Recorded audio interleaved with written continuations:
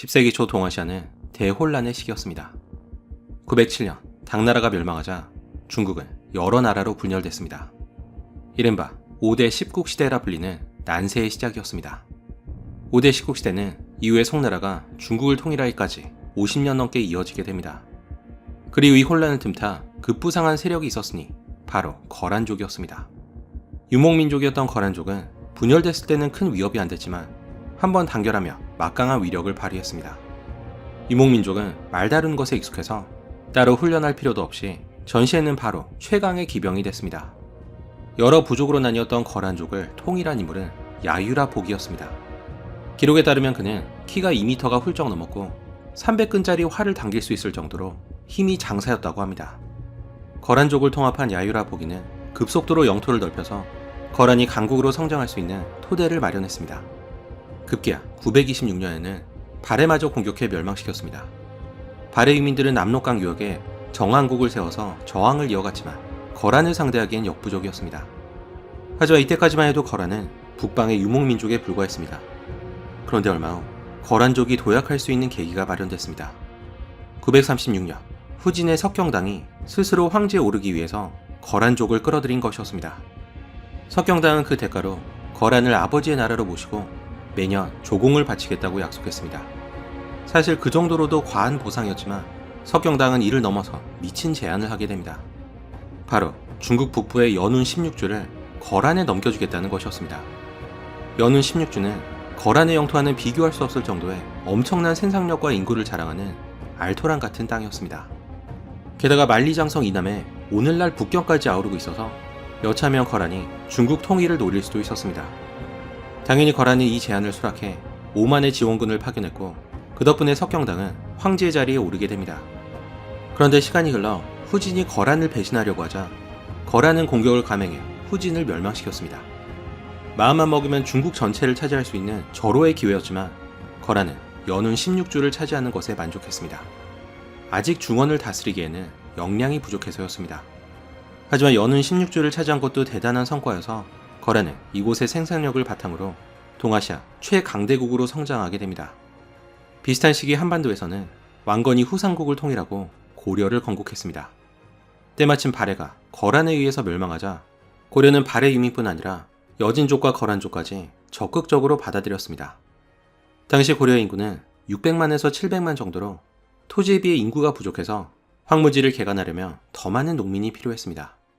왕건은 고구려를 계승한다는 의미에서 국호를 고려라고 할 정도로 고구려의 영토를 되찾으려는 열망이 컸습니다. 그래서 오늘날 평양인 서경을 발판으로 북진 정책을 추진했습니다. 그런 왕건의 눈에 거란의 존재는 눈에 가시었습니다. 게다가 거란이 동족 국가인 발해를 멸망시키자 왕건은 거란을 철저히 적대시했습니다. 942년 거란은 사신을 보내 낙타 50마리를 선물했습니다. 하지만 왕건은 거란 사신을 유배 보내고 낙타는 굶겨 죽였다고 합니다. 이처럼 고려와 거란의 관계는 처음부터 순탄치 않았습니다. 다행히 한동안 양국 간에는 큰 충돌이 없었습니다. 거란은 새로운 강자로 부상한 송나라를 상대해야 했고 양국 사이에는 여진족과 정왕국이 방파제 역할을 하고 있어서였습니다. 그 덕분에 고려는 내정을 안정시키는 데 집중할 수 있었습니다. 이후에 고려사는 왕과 호적 간의 세력 다툼으로 요약할 수 있습니다. 고려 초기에는 아직 왕권이 약해서 지방 호족들의 입김이 셌습니다. 그래서 왕건은 지방 호족을 자기 편으로 끌어들이기 위해 정략 결혼을 사용했습니다. 왕건은 각 지역의 호족과 혼인관계를 맺어서 무려 29명의 부인과 34명의 자식을 뒀습니다. 이렇게 왕족이 많아서였는지 고려 초기 왕족 사이에는 근친혼이 성행했습니다. 이복남매와 사촌끼리 결혼하는 건 흔했지만 그래도 친남매끼리 결혼하는 건 금기였습니다. 하지만 고려 중엽부터는 유학의 영향으로 왕실 내에서의 근친혼 풍습은 점차 사라지게 됩니다. 왕건의 노력에도 불구하고 호족들은 여전히 왕실을 우습게 여기면서 사병까지 거느리고 있었습니다. 고려가 중앙 집권 체제를 갖추려면 먼저 지방 호족을 견제하고 왕권을 강화하는 게 급선무였습니다. 그리고 이를 실행에 옮긴 인물이 고려의 네 번째 왕인 광종이었습니다. 949년에 즉위한 그는 호족과 신하들을 대거 숙청했습니다. 15년에 걸친 피해 숙청으로 수천 명이 희생됐고 공신 중에서도 극소수만이 목숨을 부지했다고 합니다. 계속된 호족 억압 정책은 효과가 있어서 팽팽했던 힘의 균형을 점차 왕실 쪽으로 기울게 됩니다. 그리고 여섯 번째 왕이 성종 때에 가서야 겨우 왕을 중심으로 한 중앙 집권 체제를 갖출 수 있었습니다. 성종은 여러 개혁을 통해 나라의 제도를 확립했고 군을 강화했습니다. 그래서 성종은 나라의 기틀을 마련한 훌륭한 왕으로 평가받고 있습니다. 하지만 문제는 성종의 여동생들이었습니다. 성종에게는 두 여동생이 있었는데 이들은 모두 성종 이전의 왕이었던 경종의 왕비가 됐습니다. 그리고 이들이 헌의 왕후와 헌정 왕후였습니다. 이 중에서 언니였던 헌의 왕후는 이후 천추태후라는 이름으로 더 알려지게 됩니다. 하지만 경종이 단명하자 헌의 왕후와 헌정 왕후는 졸지에 과부가 됐습니다. 경종과 헌의 왕후 사이에는 아들이 있었지만 경종이 죽었을 때는 아직 너무 어린 2살이었습니다. 그래서 헌의 왕후의 친오빠인 성종이 대신 왕위에 오른 것이었습니다. 문제는 헌의 왕후와 헌정 왕후가 너무 이른 나이에 과부가 됐다는 것이었습니다. 당시 고려 사회는 재혼에 관대했지만 아무래도 이들이 왕후였다 보니 마음대로 재혼을 할 수 없었습니다. 하자 이들은 평생을 혼자 살기에는 너무 어린 20살도 안 된 나이였습니다. 헌의 왕후는 김치향이란 자를 애인으로 뒀는데 그는 중행세를 하면서 몰래 헌의 왕후와 애정 행각을 이어갔습니다. 기록에 따르면 김치향은 간사하고 교활한 사람이었다고 합니다. 얼마 안가 이들의 불륜이 발각되자 성종은 크게 화를 내면서 김치향을 귀양보냈습니다. 동생인 헌정 왕후에게도 애인이 있었는데 그는 삼촌뻘이 되는 왕욱이었습니다. 그런데 이들 사이가 드러나자 성종은 왕욱을 경상남도 사천으로 유배 보냈습니다. 얼마 후 헌정 왕후는 왕욱의 아들인 대량 원군을 낳았습니다. 그리고 그가 바로 고려 최고의 성군이라 불리게 될 현종이었습니다. 하지만 헌정 왕후는 대량 원군을 낳다가 죽고 맙니다. 어린 대량 원군은 궁에서 자랐는데 성종을 보더니 그의 옷자락을 잡고는 아빠라고 불렀다고 합니다. 이를 보고 불쌍히 여긴 성종은 그를 귀양지에 있는 아버지와 함께 살게 했습니다. 하지만 아버지 왕욱 또한 얼마 안가 세상을 떠났습니다. 그렇게 대량 원군은 어린 나이에 양부모를 모두 잃고 고아로 자라나게 됩니다. 한편 북쪽에서는 5대 십국 시대의 최종 승자가 된 송나라와 거란 간의 타이틀 매치가 벌어졌습니다. 송나라는 중국을 통일한 기세를 몰아 2번에 걸친 북벌을 시도했는데 2번 모두 거란에 대패를 당했습니다. 거란이 승리할 수 있었던 데에는 소태우의 지도력이 있었습니다. 소태우는 병약했던 경종을 대신해 섭정을 시작했는데 그 후 약 40년간 거란의 실질적 통치자가 됐습니다. 소태우는 소손룡과 소배압 등 여러 뛰어난 인재를 발탁했는데 이들이 능력을 발휘하면서 거란이 최전성기를 맞이하게 됩니다. 이 시기 거란은 송나라의 북진을 저지했을 뿐 아니라 고려와 거란 사이에서 완충제 역할을 하던 정한국을 멸망시켰습니다. 이제 거란의 다음 목표가 고려가 될 거라는 건 불보듯 뻔했습니다. 그리고 993년 거란의 소손룡이 80만 대군을 이끌고 고려를 침공했습니다. 이것이 제1차 고려-거란 전쟁이었습니다. 하지만 80만이란 숫자는 거란의 허풍이었을 가능성이 높습니다. 당시 거란의 총 병력은 100만 정도였는데 장수 한 명에게 그 정도의 병력을 몰아줄 리가 없어서였습니다. 그래서 소성룡이 데려온 병력은 많아봤자 10만 안팎이었을 거로 추정됩니다. 거란이 쳐들어오자 고려 조정은 발칵 뒤집혔습니다. 그 대단한 성종도 겁을 집어먹고 평양 북쪽의 땅을 거란에 떼어주는 걸 고민할 정도였습니다. 성종은 평양에 비축해둔 곡식을 거란에 내어줄 바에는 대동강에 버리라고 말했습니다. 하지만 이때 서희가 나서서 이렇게 말했습니다. 양식은 백성의 생명을 지키는 것으로 설령 적에게 빼앗긴다 하더라도 강물에 버릴 수는 없습니다. 만약 땅을 떼어주고도 저들이 다시 땅을 요구한다면 그대로 다 들어주시겠습니까?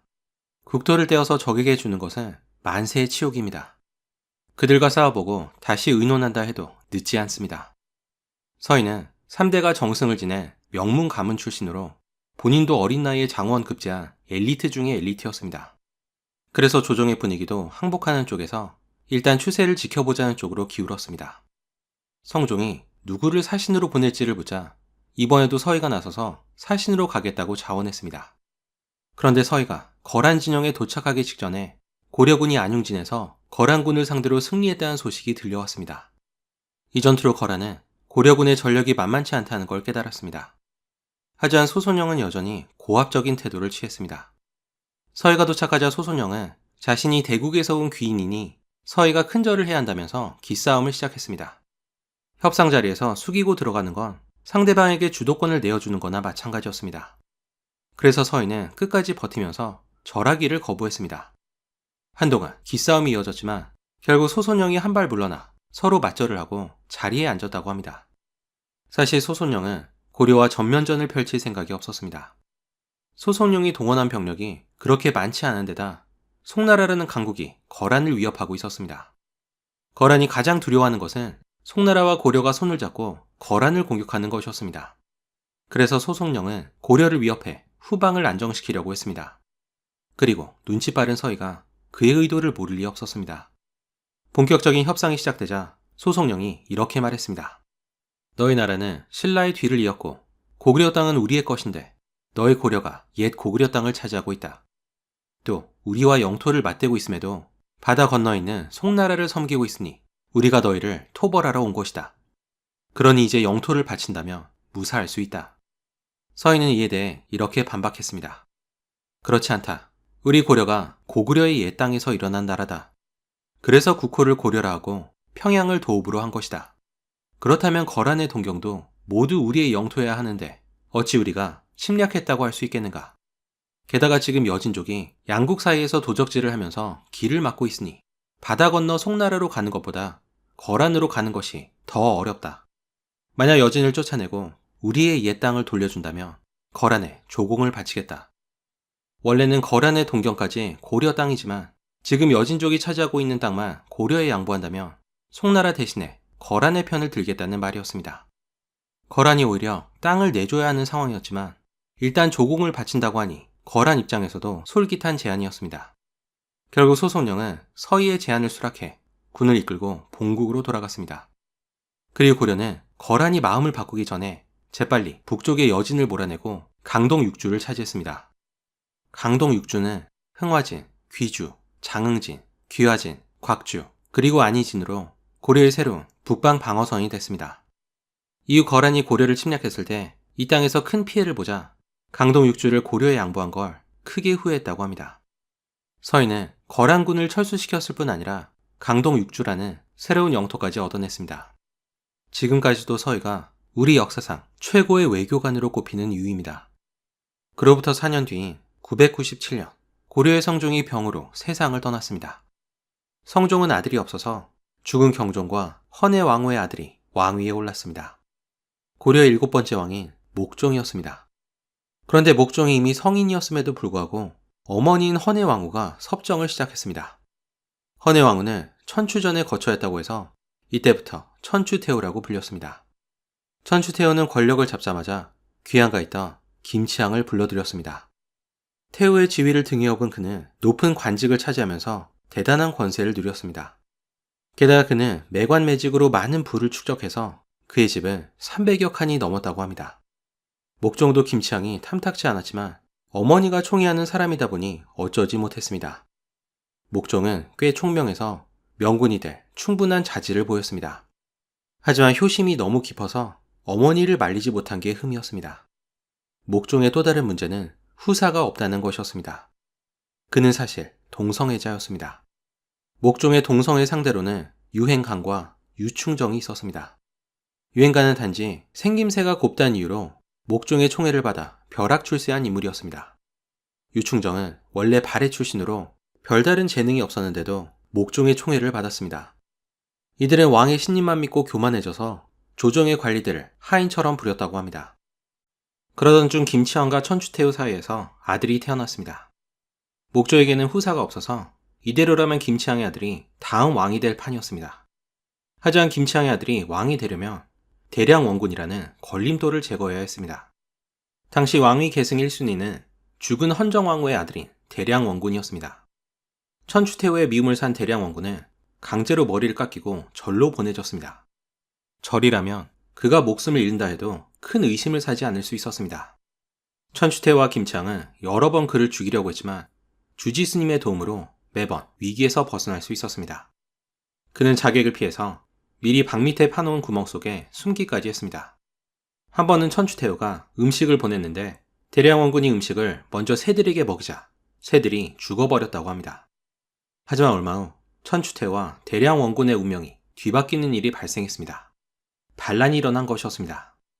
시작은 궁궐에서 일어난 원인 모를 화재였습니다. 화재로 궁궐이 불타자 목종은 너무 슬퍼 병이 났다면서 내전에 틀어박혀 두문불출하게 됩니다. 그런데 목종의 동성애 상대인 유충정이 찾아와 김창이 왕위를 노리고 자신을 포섭하려 했다는 사실을 알렸습니다. 그리고 때마침 대량 원군으로부터 편지가 도착했는데 김창이 자신을 죽이려고 하니 살려달라는 내용이었습니다. 그제야 목종은 김창을 내버려뒀다가는 큰일 날 수 있다는 것을 깨달았습니다. 목종은 먼저 측근을 시켜서 대량 원군을 데려오게 했습니다. 그리고 국경의 수비를 맡고 있던 강조에게 편지를 보내 개경으로 와서 자신을 호위하게 했습니다.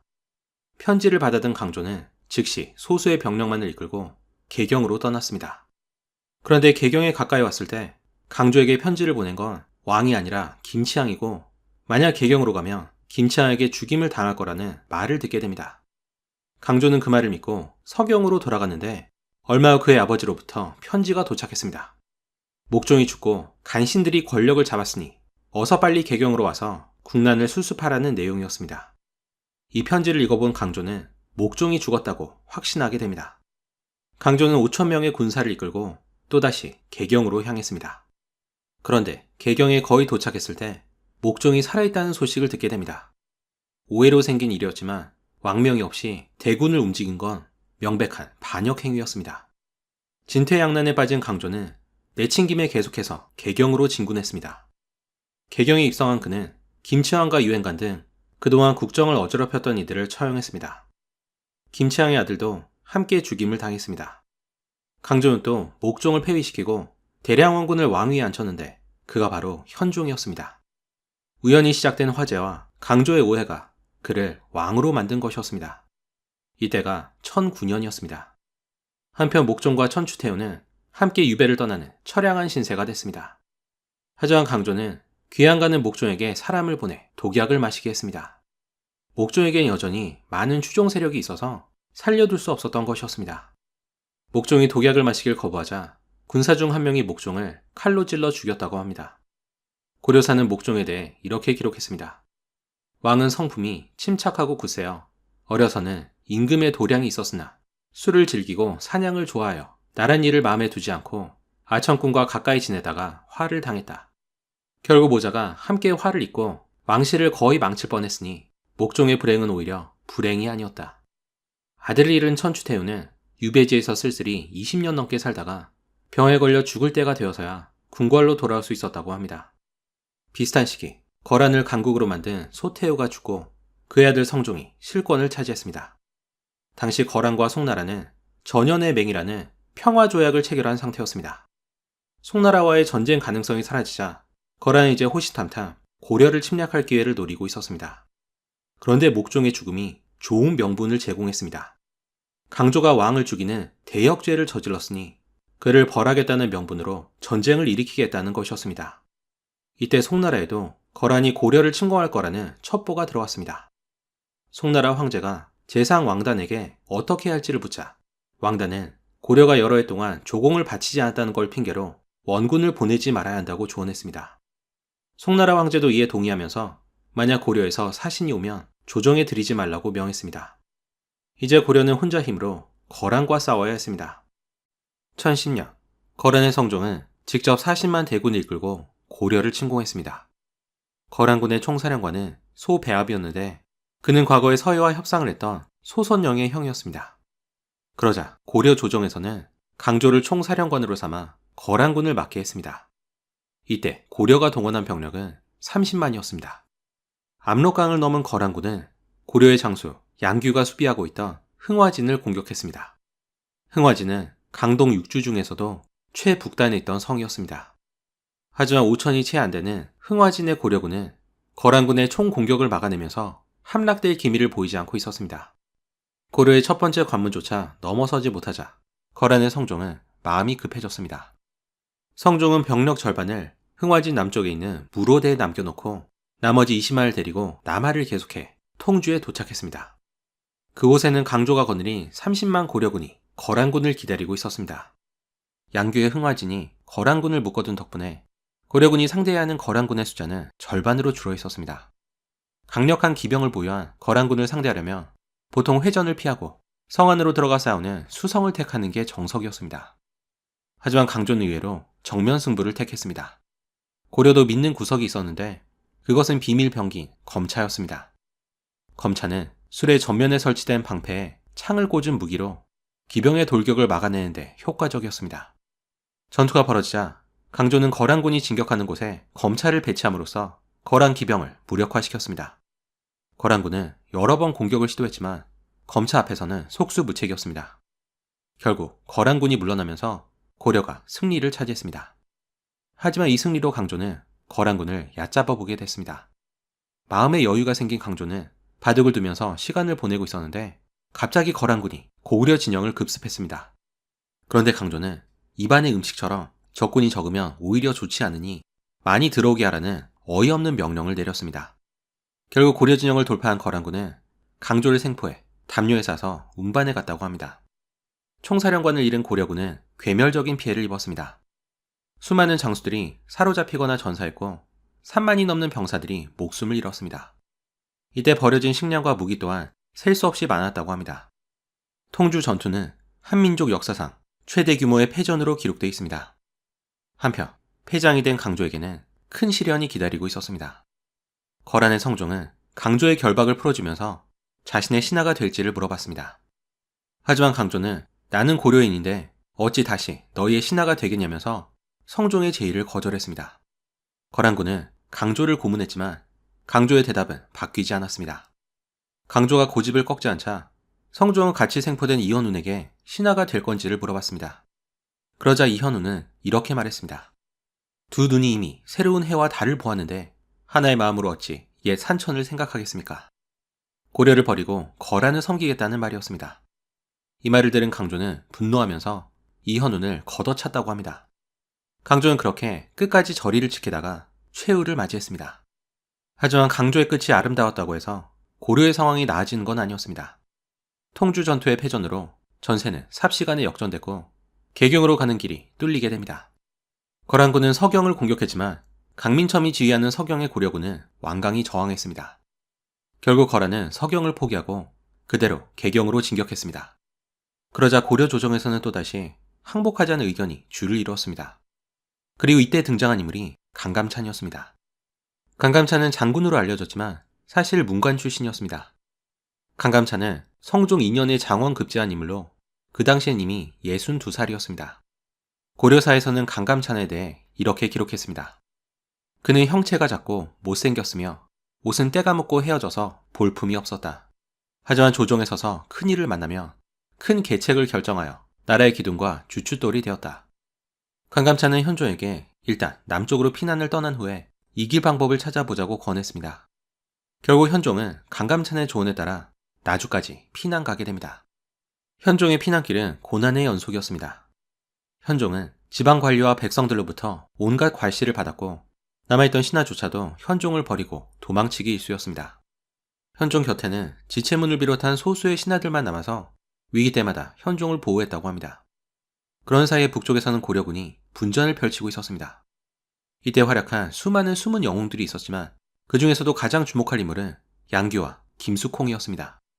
이들은 소수의 병력만을 이끌고 수시로 거란군을 급습해 막대한 피해를 줬습니다.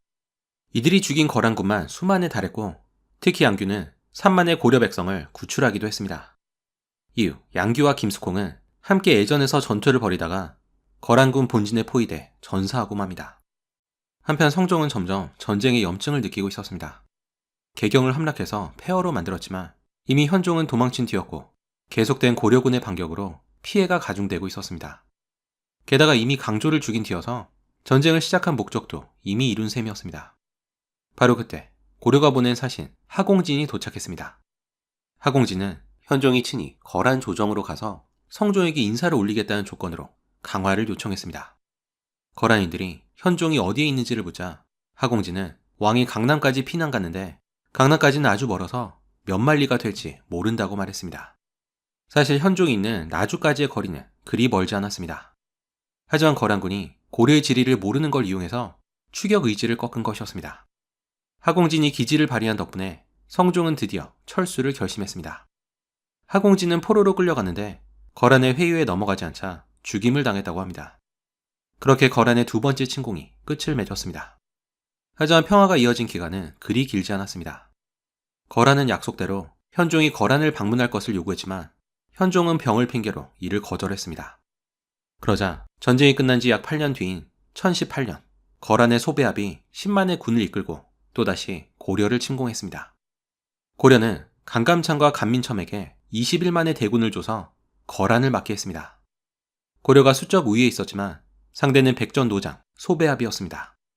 고려의 성을 공략하는 게 얼마나 어려운지를 알고 있었던 소배합은 이전과는 다른 전략을 구사했습니다. 성을 공격하지 않고 곧바로 개경까지 남하해 왕의 항복을 받아내려는 것이었습니다. 고려군은 흥화진에서 병사 1만 2천을 매복시키고 성 동쪽에 흐르는 강을 쇠가죽으로 막았습니다. 얼마 후 거란군이 진격해오자 강감찬은 소가죽을 터뜨려서 적이 물살에 휩쓸리게 했습니다. 그리고 거란군이 혼란한 틈에 매복해 있던 군사를 풀어서 적을 격파했습니다. 그래도 거란군은 아랑곳하지 않고 계속 남아있는데 가는 곳마다 고려군의 공격을 받아 큰 피해를 받습니다. 자주에서는 강민첨에게 패했고 마탄에서는 무려 1만 명의 병사를 잃었다고 합니다. 고려는 또 농작물을 완전히 없애버리는 청야전술을 구사했습니다. 이로 인해 거란군은 보급에까지 심각한 문제가 발생했습니다. 그래도 거란군은 고려군의 추격을 뿌리치면서 개연까지 불과 하루 걸리는 지점까지 도착했습니다. 사실 고려는 북쪽에 병력을 집중하고 있어서 개경에는 소수의 병력만 남아있었습니다. 만약 소배합이 그대로 개경을 공격한다면 어떻게 될지 모르는 상황이었습니다. 그런데 고려군이 사방에서 포위망을 좁혀오자 소배합은 마침내 퇴각을 결심했습니다. 그렇게 후퇴하던 거란군은 귀주에서 또다시 강감찬의 군과 마주하게 됩니다. 약 8만의 거란군을 상대로 강감찬은 20만에 달하는 병력을 결집시켰습니다. 고려군은 여전히 수적 우위에 있었지만 거란군은 회전에 유독 강한 면모를 보였습니다.